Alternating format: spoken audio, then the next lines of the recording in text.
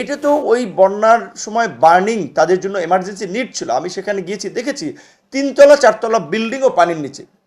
তাহলে তো মানুষের যে কষ্টের জন্য মানুষ দিল আবেগ থেকে, ইমোশন থেকে, সেটি কিন্তু মানুষ হতাশ হলো যে না, সঠিক সময় পৌঁছায় নাই। আমরা টিএসসিতে ফান্ড কালেক্ট কিংবা ত্রাণ সামগ্রী নিলেও পুরো সরকারি কাঠামোকে ব্যবহার করে সব ডিসি অফিসে হ্যান্ডওভার করতাম, যে আমাদের আজকে সে ফর এক্সাম্পল ধরেন 10 টন খাবার এসেছে, আমরা 1 টন করে 10 ডিসি কিংবা ধরেন 5টা ডিসি অফিসে 2 টন করে পাঠিয়ে দিতাম। কারণ এই যে আন্দোলনের সেন্টিমেন্ট এবং এই বিপ্লব এবং গণ অভ্যুত্থানের কারণে ছাত্রদের প্রতি মানুষের যে বলা চলে কিছু একটা ভগবানতুল্য শ্রদ্ধা ভক্তি যে তৈরি হয়েছে, সেটার পরিপূর্ণ যদি প্রতিদান না দিতে পারে তাহলে কিন্তু মানুষ আবার হতাশ হবে। তো এখন এই ছাত্রদের এই কর্মকাণ্ডে কিন্তু মানুষ একটু বিরক্ত বা হতাশা কিছুটা হচ্ছে। এই যে আমরা দেখলাম যে বাচ্চারা তার টিফিনের এই মাটির ব্যাংক ভেঙে টাকা পৌঁছে দিয়ে আসলো খাবার দেওয়ার জন্য, সেইটা এই যে আপনাদের পত্রপত্রিকা বা গণমাধ্যমে যে রিপোর্ট আসলো যে সামাজিক বিজ্ঞান ভবনের ওখানে কিংবা কিছু কিছু জায়গায় আপনার স্তূপ আকারে পড়ে রয়েছে, এখন ওটা পৌঁছায় নাই। এটা তো ওই বন্যার সময় বার্নিং তাদের জন্য এমার্জেন্সি নিড ছিল। আমি সেখানে গিয়েছি, দেখেছি 3 তলা 4 তলা বিল্ডিংও পানির নিচে।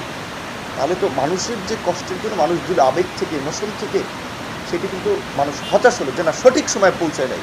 দ্বিতীয়ত এখানে আপনার যে ফান্ড কালেকশনের যেই বিষয়টি, সেটি হচ্ছে ওই সময়ে মানুষের একটা যে প্রয়োজন ছিল, এখন কিন্তু আবার অনেকের সেই প্রয়োজনটা একটু নাই। আবার এখন একটা প্রয়োজন আছে, হ্যাঁ, কিছু মানুষের যাদের ঘর বাড়ি ভেঙেছে, কারো গরু ভেঙেছে, সে ধরেন এই যে ছাত্ররা তো এই সরকারের মানে তৈরির পেছনের অন্যতম কারিগর বলা চলে, এদের আন্দোলনের ফ্রন্ট পেজে তারা ছিল। তাহলে এই সরকার তো ছাত্রদের সরকার। ছাত্ররা কিন্তু সুন্দরভাবে প্রধান উপদেষ্টা ত্রাণ তহবিলকে ব্যবহার করতে পারতো, যে আমরা আমরা এই সরকার, আমাদের সরকার, আমরা অভ্যুত্থানের মাধ্যমে এই সরকার তৈরি করেছি, এই সরকারের সফলতা আমাদের সফলতা, এই সরকারের ব্যর্থতা আমাদের সফলতা। আসেন আপনারা সবাই, আমরা প্রধান উপদেষ্টা ত্রাণ তহবিলে আমরা সবাই ডোনেট করি, এর মধ্যে দিয়ে সরকারিভাবে কিন্তু আমরা সহযোগিতা করি। তাহলে কি এত বড় একটা বিগ কাজ তো ভাই আপনি ধরেন এই এখন ছাত্ররা করবে, এটা তো কোনো আপনার 10 বছর 5 বছরের পুরানো কোনো ছাত্র সংগঠনও না, তাদের সারা দেশে একটা কর্মী বাহিনী আছে, তাদের একটা নেটওয়ার্ক আছে, সুশৃঙ্খলভাবে তারা গুছিয়ে কাজ করতে পারবে। এটা একটা একেবারেই জনসম্পৃক্ত একটা পপুলার ডিমান্ডের একটা আন্দোলন ছিল।